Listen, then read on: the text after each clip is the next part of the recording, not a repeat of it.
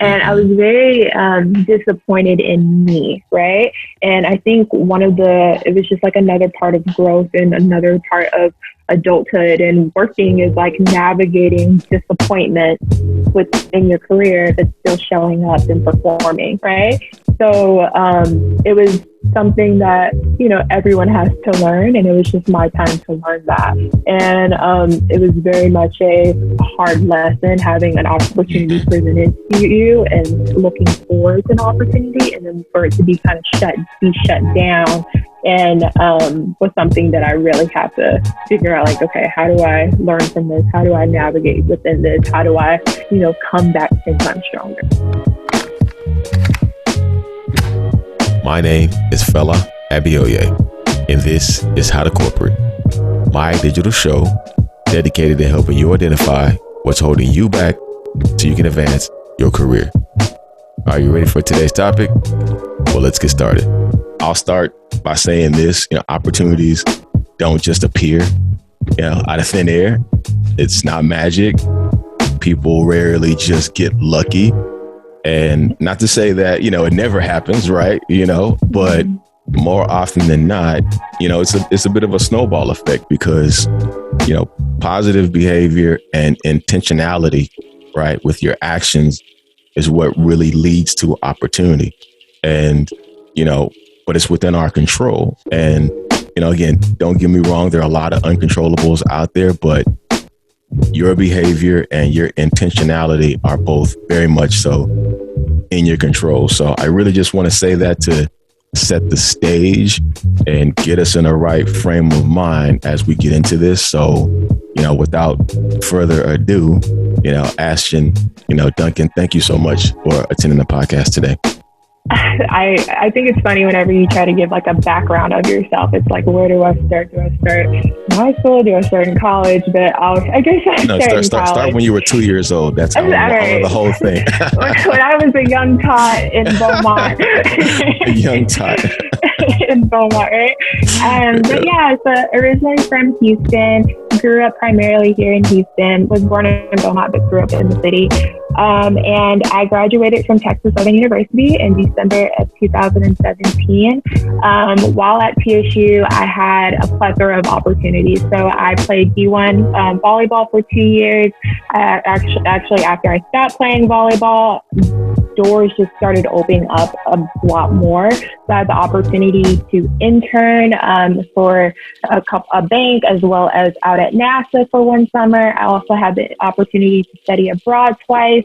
I was very involved in campus organizations, as well as, had the chance to kind of make friends outside of like the normal athletic crew. And don't get me wrong, my volleyball girls are still like my best friends, right? But it was nice to be able to kind of bridge outside of sports and see like, oh, okay, well, this is what a college student is like, right? Outside of being a D1 athlete, right? Outside of going to study hall and going to weights and going to practice, like this is what college is really like. And on top of that, this is what an HBCU college experience is really like, right? So I really enjoyed my time at Texas Southern. I just really think once I made that decision to go to TSU, everything just kind of opened up, and God definitely poured out a blessing from a window in heaven. So that's a little bit about my story in regards to what I did in college and kind of how I navigated from there. Awesome. Yeah. Awesome. So Ashtyn is being very modest right now, but we're going to get into what she's been doing while in college and post college for sure. And big shout out to Texas Southern University and Big Money, Texas. My wife's from Beaumont. So okay, come to Beaumont. Yeah, you got some of the best food. BMT for sure, for sure. So, yeah, for so Ashtyn, I mean, you're clearly very smart, right? You well-rounded individual. Clearly throughout college, post-college, you got a degree in accounting. You're a student athlete. You studied abroad multiple times, right? While in college, you had multiple internships. You're, involved in all these student professional organizations. You did a ton of volunteer work, maybe a little bit of modeling on the side, So, I mean, and again, right, the focus here is to talk through opportunities. Why did you get so involved in so many different activities while you were in college? I think the honest truth is once I stopped playing volleyball, I just had so much time, right? So when you're a student athlete, your days are pretty much mapped out for you. So you're going to go to class, you might have morning practice, then you're going to go to class, and then you're going to eat, and then you're going to go back to class, and then you're going to have practice, and you might have weights before practice or after practice, and then you have study hall, right? So your days are very structured. So whenever I stopped playing volleyball, I just had a lot of time, and I was like, okay, well, how do I fill my days? I know personally, I wanted to have a job lined up post graduation, and I didn't necessarily know what I wanted to do, but I knew that I needed to be able to graduate from TSU and a couple months later walk into someone's office and say like, hey, I work here. Can I have a badge? Right. So I just wanted to make sure that I had set myself up and aligned myself to achieve that one overarching goal. Right. So having I have to have a job post graduation, like as the goal, I just kind of created all these different avenues to help me get to that overarching goal. So whether that means being a NABA and getting active in it, whether that means being on the leadership team of AID, whether that is being very vocal in participating in the TMCF, which is the Thurgood Marshall College Fund, right? Being a campus ambassador, just all those different opportunities that I was able to kind of lean in a bit more, especially as a student athlete. I saw other student athletes do stuff like that, but I didn't see as many who that either knew about those opportunities or had the time to, really lean in and participate in them. And I just knew that I wanted to, make the most of my last 2 years of college and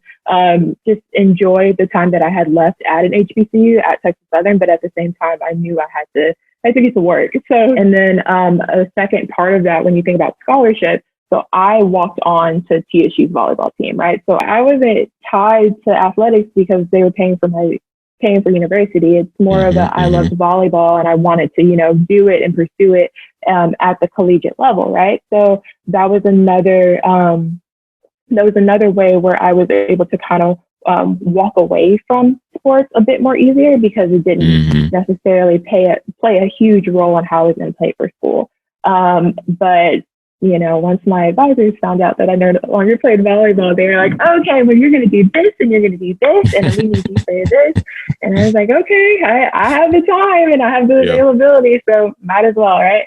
So that's how I kind of navigate. Yeah, no, that's awesome because, we talked about intentionality, right? And, clearly you had a love for volleyball, you had a love for sports, and clearly you've been doing it for a really long time, but why am I here at college? What's the purpose? The purpose is, to, enjoy and get the experience. But the main focus is what you talked about several times is I need to have a job. I need to have a career. I need to have an opportunity.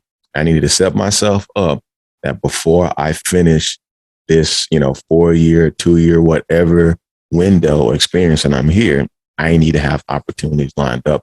I think that alone right there is the intentionality piece that we forget sometimes, right? Is doing things just for the sake of doing things, right?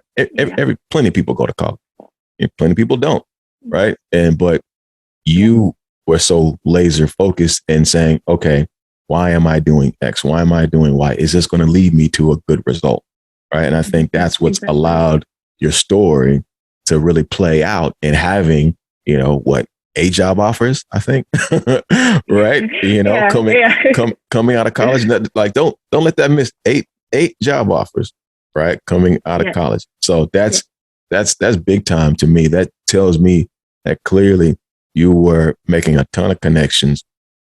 You were doing so many things, intentional, right? Activity that created those opportunities to be able to have your picking, picking from wherever you wanted to go, with your career. And so we'll get into that, but I think that's just, I think that was awesome. Something I definitely want to highlight there. So for sure. And just to throw in, like, when you think about like that intentionality, you can be intentional and still have fun with what you're doing, right? There you go. And I think a lot of times that kind of gets lost in the sauce of like, oh, okay, well, this is my goal, and like I just have to keep working until I hit my goal. But yeah, you are doing that because you want to make sure that you're accomplishing what you set out to accomplish. But on the way, I had an advisor tell me this one day. She said, make sure you enjoy the journey, right? So enjoy the process, enjoy the failure, enjoy the mountains, enjoy the valley, but I think that's something that I really try to do, and I still try to do, is like enjoy the journey, enjoy the step that I'm in right now, whether that be a step that I don't really like, or whether that be a step where I'm growing, or whether that be a step where I've like accomplished my overarching goal. You can still have fun and enjoy the journey. That's very well said. It's not all business, and when you tend to enjoy what you're doing, whether it's work or school or sports or whatever, when you actually have pure joy, you tend to have success that goes along with it. They kind of go hand in hand, so when you're enjoying it and you're intentional with it, good things typically come from it. Opportunities tend to come from it. So, but no, I think that's really well said. So I want to pivot a little bit and talk about the 2 summer abroad programs that you had, right? So you spent some time in Prague for a summer, and then you also spent some time in Beijing for another summer. So like, how did you do that, right? Like what, how did you secure those internships, or I'm sorry, those abroad programs, through your college career? How did you do that? Hey, if you're enjoying what you're hearing and learning something new, take a second to rate this episode and write a review. Oh, don't forget to share with a friend or a colleague. All right, back to the show.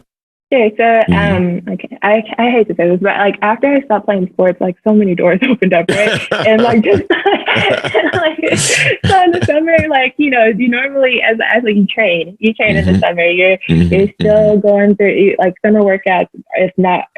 Are hard, if not harder, than when you're in season, right? But I had the summer off, and I didn't have to take summer school or anything. So through the MLK building, which is like our communications building at CSU, they had different study abroad opportunities coming up. So they had a trip to Paris, and then they had one to China, and those were the main 2 that I'd heard about. The advisor for China was there, and I was just like, hey, can I go? Is it possible for me to like learn more about this chance and and this opportunity to study over there? And he was like, yeah, of course. And we sat down, we talked about what we would be doing, the food we'd be eating, the language that we'd be learning, as well as what we would need to do to prepare going forward for the trip. But all in all, it was very much hey, I want to do this, so let me see if I could like talk to someone.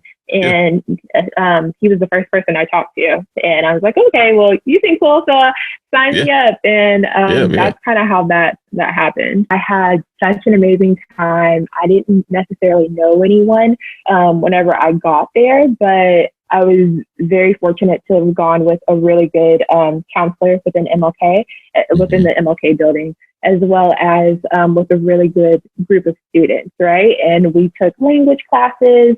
We visited all the major landmarks, so Temple of Heaven. We saw the Pearl Market, the Great Wall, and it was very interesting to see like the differences between Beijing versus Shanghai, right? So as our guide kind of said, he's like, you're going to learn a lot in Beijing, but you're going to party and have a lot of fun in Shanghai. And that was kind of what we did, but in a good, safe way at the same time. But and then at the end of that 3 weeks, we had kind of like a certificate of completion ceremony.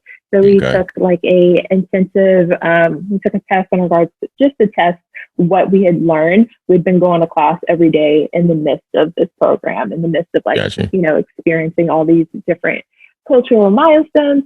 And, at the end of that class and at the end of the test, you receive a certificate of completion. So that was great. And then I came back to the States and I interned for that bank, and I learned like, okay, banking is cool, but I don't think this is necessarily going to help me get to that goal that I have in mind. So that was just like a really good summer of learning. It was a great opportunity to just kind of put myself out there and go after what I wanted to do. So I think a lot of times, sometimes people think that opportunities have to come from, the other side. Someone has to give it to you. Someone has to be the one to create it. But no, you can be the one to create it yourself, right? Very So, good. and if you just have to take a step back and think about it, say, you know what, I want to study abroad this summer, right? And I don't know where, I don't know how, but I'm gonna go figure out a way where I can go do it. So, Exactly. it just, and again, it's all comes back down to the mindset, I think.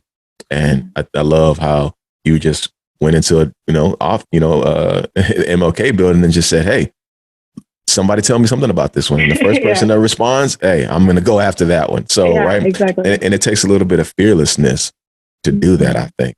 So, because, not allowing fear or doubt or, situations to cloud your judgment or even, volleyball to kind of quote unquote be a hindrance in your ability to do other things. So, so I think that's awesome. So going back right to the multiple job offers, right? You had two internships. You worked in the bookstore. You did a couple summer abroad programs. So you clearly immerse yourself 100% in not only the college experience, but also just looking for different ways to diversify, right? And so you wind up getting near graduation and you get multiple job offers. How in the world did you secure 8 job offers? Like, how did that even happen? Were you just literally applying for everything?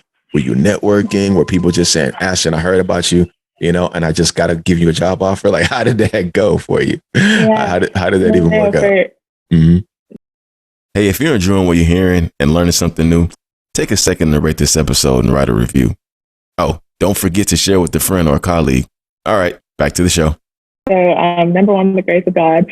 And from there, they say, the Bible says faith without works is dead, right? So, had that grace, and then it was time to put in the work. So when I was in college, I had the opportunity to be an ambassador for the Thurgood Marshall College Fund, right? And TMCF supports like 40 plus HBCUs in regards to making sure there's opportunities for students to have scholarships, to have internships, to have networking opportunities, as well as annually prior to COVID, they host a leadership institute. And basically what the LI is, it's a huge career fair, but in the midst of that, they have different one-on-one forums. They talk about different career plans as well as career growth, whether you're, in law school, whether you're in the business school. So they just really give that program specifically gives a really good scope of opportunity for HBCU students about to graduate or looking for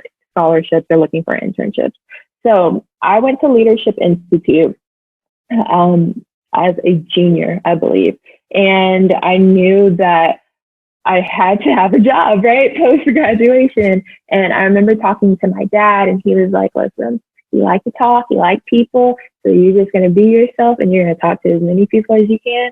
And if you get tired, you're going to drink some water and you're going to start talking again, right? And that's kind of what I did. And I just put myself out there and I talked to folks in the hallway. I talked to someone coming out of the elevator. I talked to people just, milling around and just introducing myself and just being Ashtyn and being true to me, right? So from that, I had the opportunity to interview with like 14 companies, right? And from an array of industries. So that was both pharmaceutical, that was more manufacturers, it was financial industry. So I didn't know what I wanted to do, right? But as I was going through those interviews and as I was speaking with more people and learning a bit more about what their individual companies did, as well as what their leadership team was like, as well as what their overarching mission was, I was kind of able to narrow down, okay, this is what I can see myself doing post-program. I'm getting a degree in this.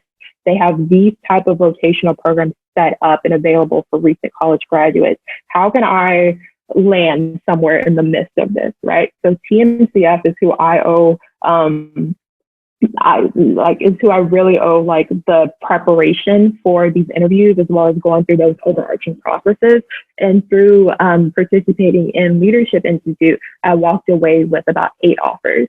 And I didn't take any of them, and I took another offer. Hey, it's all right. Right. So it's good to have options, right? It's always good to have options, right? But I love that story, and you highlighted a couple of different things that I really don't want people to miss. Is You were in a room full of people and you tried to talk to everybody. Everybody you could, you had a chance you spoke to, right? And so that's just the basics of networking. That's the basics of building relationships. And I don't mean that from a superficial perspective, but just, we gravitate towards people that we have a connection with, right? And so when you can talk to someone and in a 5 or 10 minute conversation, feel like a strong rapport, like, man, I really like Ashtyn. She reminds me of so-and-so person, or I could continue talking to her all day, right? You may not know anything about your background. I may not know what your major is in, but I know that you really stood out to me. And I'd love to have you on my organization. And that's really where the basics of building relationships stems from, right? Is literally just building connections with people. And the fact that you were able to do that and, got that advice from your dad and recognized that, I think also propelled you with all the other, behavioral, intentional items that you were doing, right? Going through the interview process, you were honing on your skills, right? With how to answer questions, talking through these higher level executives and things of that nature. And so I think that's just a really, really awesome, fantastic story, because you don't see that very often. And, many times people get into situations where they get out of college, they don't have anything. There's no prospects, there's no job opportunities, no anything. Or, you're well out of college and you're in your career and you're stuck and you feel like, I need to move to the next level, but I don't know how. I don't know the basics of how to do it. And I think just listening to your story, there's so many elements that people can take away from it that they can apply to this day currently to help get them to that next level, to be able to get more opportunities, be able to get more job offers, or create opportunities for themselves. So I love what you did, there. So job offers, didn't take any of them. And that's fine. Right. That's fine. That what's for you is for you. Right. So, but you wind up working with one of the top computer software programs in the world. And I really want you to kind of talk through how you got there, because I love, that piece of the story. How did that come about? Hey, if you're enjoying what you're hearing and learning something new, take a second to rate this episode and write a review. Oh, don't forget to share with a friend or a colleague. All right, back to the show. I was on LinkedIn one day, and the thing about LinkedIn is if one of your friends likes a message, or if there's just like a super popular, message out there, you'll keep seeing it on your feed. So I kid you not, I had seen the same post with a girl in, my company sign about 3 or 4 times. And I actually took the time to actually read what the post said instead of just scrolling by. And it said, congratulations on being accepted into this rotational program. I'm so proud of you. And then it went into, kind of highlighting what the rotational program was and what that individual would be doing in said program. So something just said, like, why don't you reach out to that recruiter that posted that message? You keep seeing it. What harm could come of just sending a message and reaching out? Because the role that she's talking about, it seems very similar to some of the other programs you've been accepted into, right? So why not just try? And the worst that could happen is she doesn't respond. And that's kind of what I did. And I, as we used to say, I slid into a LinkedIn DM and I just introduced myself and I said, hi, my name is Ashtyn. I'm currently a senior at Texas Southern University, graduating in December of 2017. I've had the opportunity of interning for this bank as well as for interning with a subcontractor of NASA. And I feel like I would align to this program. If you have time, I would really enjoy to spend at least 15 minutes just getting to know you and seeing if this would be a match, right? And I attached my resume. So I sent this not really expecting the recruiter to apply. It was more so for my peace of mind that I had at least put myself out there and, tried. And maybe a few days later, she responded. And I was so excited whenever she responded. And I was like, oh my God, I got a response from this DM, right? And I ended up emailing the recruiter that she helped me get connected with, and she was on vacation. And, sometimes when people are on vacation, they don't see their emails, or it takes them a while to kind of dig through everything, or they might miss something. So at this point, I'm like, I'm just happy that I've been able to reconnect with another recruiter, another person. So I think maybe a week and a half later, she came back from vacation, and she reached out to set up an initial screening. And I was like, oh my gosh, yeah, all this started from a LinkedIn DM. So again, I'm just happy, right? So I actually start to, think like, okay, who do I know that works for this company? Who would be willing to talk to me for about 20 minutes to give me advice in regards to like the interview process, what the style is, and so on and so forth. So all of my friends that worked at my company, they were all in sales, and they were also in more so like customer facing roles. And I'm trying to join something more so within finance. So I was still able to take the information that they gave me, because it was very useful, it was very helpful. But I just knew like, okay, it might be a bit different from the way that they interviewed, right? So, and I didn't know at the time, but the person I was had my screening with, she was the director of my program that I got accepted into, right? So I was just being excited, being myself. I kind of told her how I had come to like get to that process thus far. And she was very nice. She was very kind. Not even gonna lie, on the last question that she asked me, I butchered it. I didn't know the correct answer, but she walked me through it, and she was very kind about it, right? So a week later, I get invited to come and interview on campus in person, right? I had the opportunity to fly out to Seattle. It was a beautiful day. They rented me a car. They put me up in the Westin Hotel. And I remember every person that I met and came in contact with while I was trying to get to my interview. I'm talking about from the people at the front desk at my hotel, to the people who were helping me get my rental car, to the people on the plane. Everyone kept telling me like, oh, you're going to get it. You're doing a really good job. We're so happy and proud of you. And one thing that I just, was just kind of on the floor about is like, again, a LinkedIn DM from starting there to being actually in Seattle, having the opportunity to go on campus and interview. So on that, I believe on that Friday, I had my on-campus interviews. I had 4 45-minute interviews, and, very much behavioral type questions.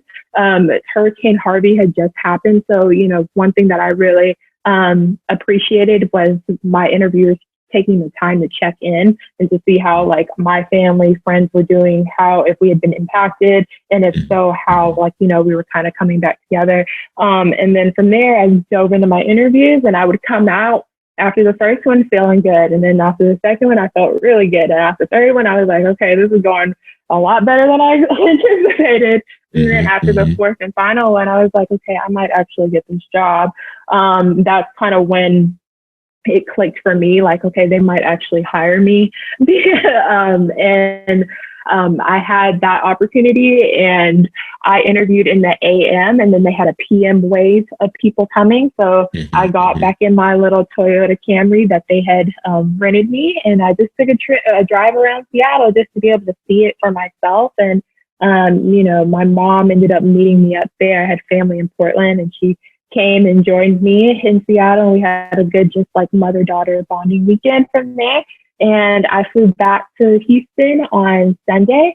And on Monday, which was my birthday, I was leaving my internship, driving home, and I'd been checking my email constantly because, that's you have to do that if you have offers potentially on the table, right? So I've been checking my email constantly, and I was driving, and I was coming to a red light, and I saw the email that said, congratulations, we would like to offer you a role within our XYZ program. And I literally, kid you not, I had to pull over because I was just so excited, and I was just crying, and I called my dad, and I called my mom, and my mom was just like tears of joy, and my dad is like yelling on the phone because he's so happy and he's so excited. And it's just, I think what really just stood out for me is like, it's like the power of just putting yourself out there, right? The power of not letting fear win, and, not blocking a blessing that's trying to come in, because, Mm-hmm. who sees a post like 4 or 5 times, and like, who has seen a post 4 or 5 times and still hasn't gone after that, or taken that as a sign, or taken that as like, hey, maybe this is a window of opportunity I should explore. Right. So, yeah, from a LinkedIn DM to working at the corporate office in Seattle, to working overseas as a member of like the audit team, to working overseas, living in Johannesburg, South Africa. So all of that started from a LinkedIn DM, started from not being afraid to just put myself out there and just ask a question, and, being okay if the answer was no, being okay if the answer was like, sorry, we don't have room at this time. For right. sure. But, I'm just really happy that I tried. And I know that if I didn't try, that would be something that I always wondered. Like, I wonder what could have happened if I would have at least tried, and I don't want to live wondering like what could have happened. I want to experience like, okay, well, I tried, it didn't work out, but this is what I'm able to do instead. So, no, that was fantastic. I think that is a great story. Honestly, I mean, there's so many things one can take away from that. Never settling. Right? You had 8 job offers, but you had some opportunities still kind of come across your desk, and you have the discernment to recognize that, what, let me try, let me try. Because it's so many times people are just, gripped with fear from even trying. And then that snowball of all your prior experiences, I think, led you to continue, right? That push to say, okay, I'm going into a situation. Let me try to use my network, right? You reached out to people that you knew that worked for the company, got their lay of the land of the company, use that information to prepare yourself to, continue to move yourself forward throughout the process. Because, too many times we think that jobs just come from posting, right? Like that's not where real opportunities come from at the end of the day. So, I mean, job postings, they get posted and they're available, but more often than not, they're right in front of you. They're with these connections that are to your left and to your right, and whether it's through LinkedIn or social media or whatever the case may be, when you build those connections, you figure out ways to maximize, and you're passionate about what you do, and, you have great conversations like yourself, so people gravitate towards that. So, and I think there's just a lot to be learned from that experience and how you got there for a lot of folks. And I think that's just really, really awesome. So big kudos, big cheers to you. Look, you, if I were to go back in college, I'm gonna have to take a class from you so I can learn how to redo things. But no, I think that's awesome. So you've been able to just, again, be fearless in just pretty much almost everything that you do, and just at least try, regardless of whether you fail, regardless of how you look or whatever the end result is. How has that ever, negatively maybe impacted you in your career, or in just something that you felt like, man, that was a really, really hard blow and I wish I wouldn't have did that? Yeah, for sure. So I think one thing to say, or one thing to note, is like, when you think about like fearlessness, right? And you think about like the fear that comes with that, like, I'm still scared, right? I'm still, I still have fear, but I've just chosen not to let fear win, right? So I think that's one thing to like really note, is like, I was still scared to go to Seattle. I was terrified, I was still scared to like, do some solo traveling, or I was scared to like even put myself out there, but I just refused to let fear win. And I'm like, I might be scared and it might be scary right now, but on the other side of this, I'm going to be so happy that I did it. Right. And I think that's something that I just always try to be mindful of, and, just try to remember whenever I do face some of those more uncertain and fearful situations. But to answer your question, I had an opportunity.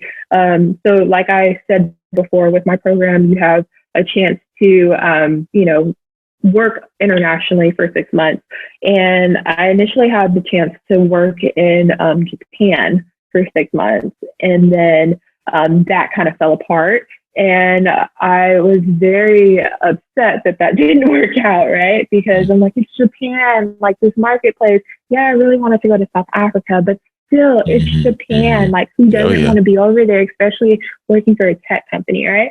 And I was very disappointed in me, right? And I think it was just like another part of growth and another part of adulthood and working is like navigating disappointment within your career, but still showing up and performing, right? So it was something that, everyone has to learn. And it was just my time to learn that.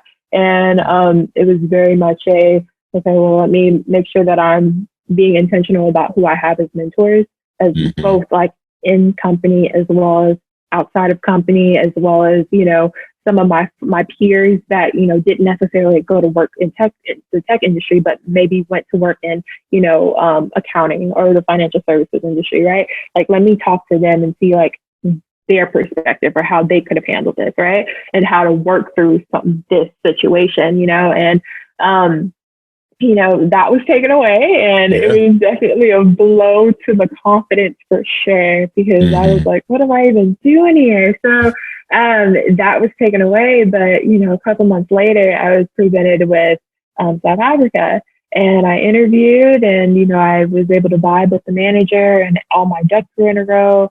I had really good recommendations, and, as I say, everything all worked out. But that was definitely a hard lesson, having an opportunity presented to you and looking forward to an opportunity, and then for it to be kind of shut down, and was something that I really have to figure out, like, okay, how do I learn from this? How do I navigate within this? How do I, come back 10 times stronger? That's really, really well said. It's introspective. Failures and missteps are a part of life. Right. And I think you said something really profound, being able to navigate through quote unquote failures and still show up every day. Right. I think that's a big piece of, how people handle, right, situations like that, especially not only in life, but also at work. Right. You're not always going to get every opportunity that you go after. Right. It's not always going to be a yes. And your ability to still show up, still dust it off, and still say, okay, moving on to the next, or okay, is there something I could have learned, right, from that situation? Okay, why didn't I get it, et cetera, and being able to apply something different, right? That's the difference maker. That's what separates people who are able to take feedback, do something with it, apply, and then move on. Right. Versus saying, all right, I'm just going to take this, internalize it, personalize it, and say, all right, I give up. Right. And so, and again, a part of that word fearlessness, I think that's a big piece of it. Because again, doesn't mean you don't have fear, like you mentioned, but you still show up still nonetheless. Like, okay, you're scared, you're fearful, but hey, got to do it anyway. Exactly. You just got to do it anyway. Just do it scared. Do it scared. So, and that's a part of it. And that's a part of it. So, man, this has been awesome. I would love to continue talking to you, but I know we got to bring this thing to a close. And I cannot thank you enough for just taking the time out. I think your story is very inspirational, and I think a lot of people are going to get so much out of it. And I can't wait to just continue to watch, your journey as you continue to grow. I may have to have you come back, when you're, for sure. I know you're going to be running things very soon. So hopefully be able to make some time. But I did want to take a moment to, if you wanted to share, your contact information for anybody that may be really, really interested in, connecting with you or learning more about just, again, your story as well. If you want to share your contact info. Yeah, for sure. So everyone, thank you all for taking the time to listen to my story and listen to just a bit more about me and how I've gotten to where I currently am, and, hopefully where I hope to be as well in the future. So if you all have any questions or would like to connect, feel free to reach out to me on LinkedIn. My LinkedIn is Ashtyn Duncan. So Ashtyn, Ashtyn, last name Duncan, Duncan. So more than happy to connect via LinkedIn, and we can go from there. Think about your behaviors, okay? Behaviors, intentionality. That's where I'm gonna leave it at. And again, Ashtyn is clearly a shining example of how those things help you get to where you want. So hopefully you got something out of it. Till next time. Peace. Bye. Don't forget to like and subscribe. For more content, click the link in my bio to follow How to Corporate on all social media platforms. Until next time, keep building.